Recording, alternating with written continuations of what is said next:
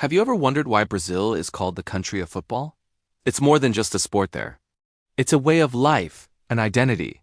Today, we're diving deep into the incredible history of Brazilian football, from its humble beginnings to its status as a global powerhouse. Our story starts in 1894. A young man named Charles William Miller, born in Brazil to British parents, returned home from his studies in England. He didn't come back empty-handed. He brought with him 2 footballs, a rule book, and a burning passion for this new game. He introduced football to the elite social clubs of São Paulo, organizing the first-ever matches. In these early days, football was a gentleman's game, played mostly by the white upper class in amateur competitions. The first official club, São Paulo Athletic Club, was formed, and from there, the beautiful game started to spread like wildfire across Brazil's major cities. The 1910s and 20s were a time of massive change.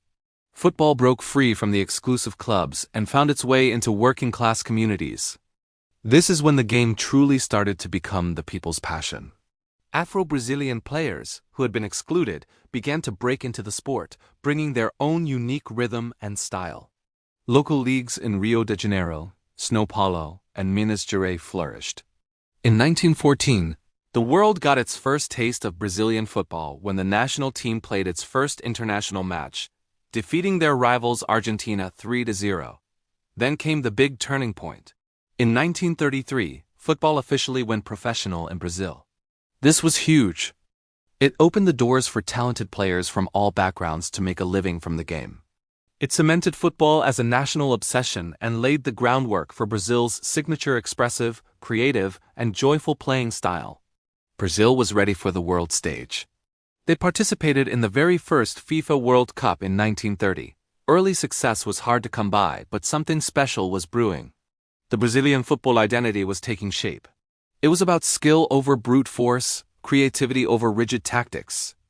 It was a style infused with samba-like movement and flair, a joy to watch.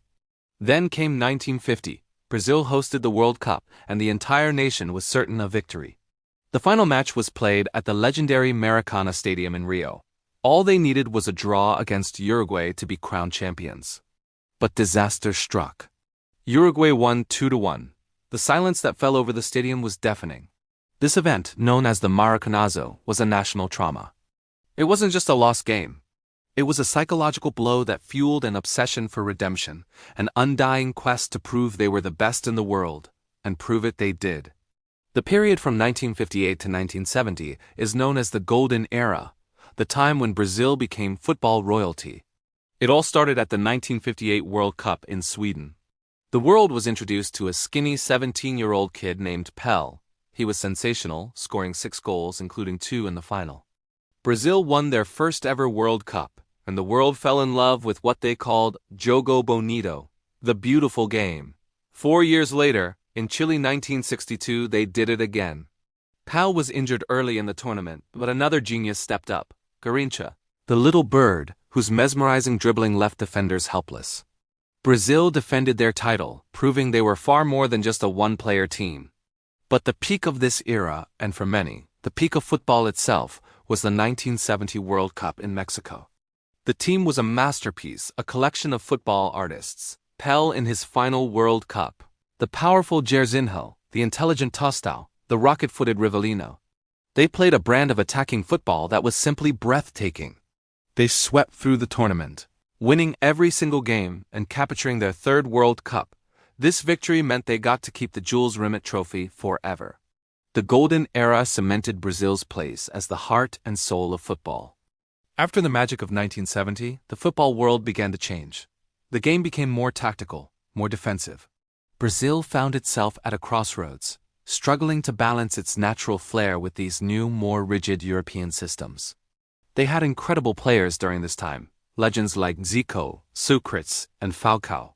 The 1982 team, in particular, is still remembered as one of the most entertaining and beautiful teams to ever play the game, a symphony of creative football. But despite the beautiful play, they couldn't win the World Cup. Trophies eluded them in 74, 78, 82, and 86. It was a period of beautiful frustration, but Brazil always comes back. The return to glory happened at the 1994 World Cup in the USA. This team was different.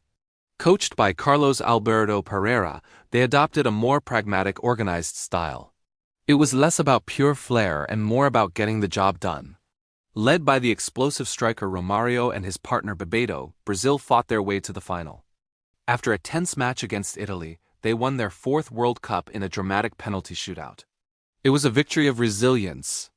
8 years later, in 2002 in Korea and Japan, Brazil reached the pinnacle once again. This was perhaps one of their most complete teams ever. At the front was Ronaldo Nazário, o Fenomeno, who had come back from a career-threatening injury to score an incredible 8 goals in the tournament.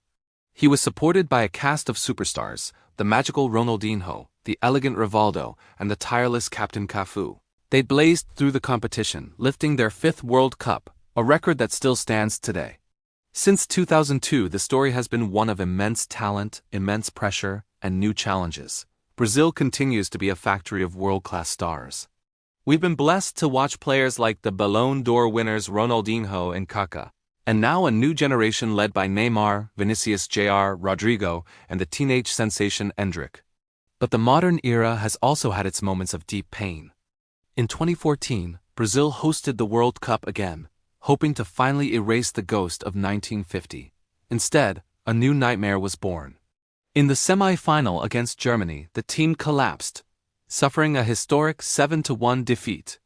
It was one of the darkest days in football history, a shock that sent the entire country into a period of deep reflection about its footballing identity, from youth development to coaching philosophy.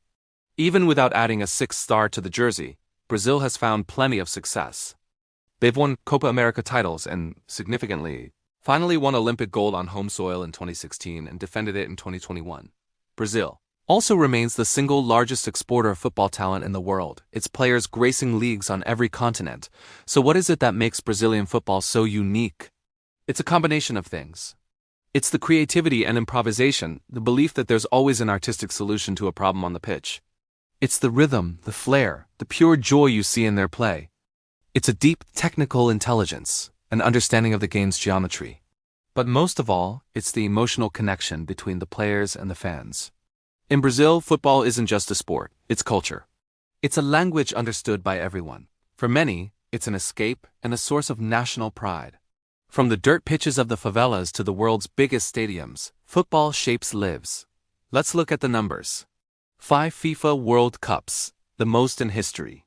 The only country to have played in every single World Cup tournament. It's the nation that gave us Pelé, a player many consider the greatest of all time. And they've scored more goals in World Cup history than any other nation. Today, Brazilian football is at another fascinating point.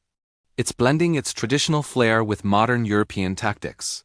There's a huge investment in youth academies to find the next Pelé or Neymar. The passion is as fierce as ever.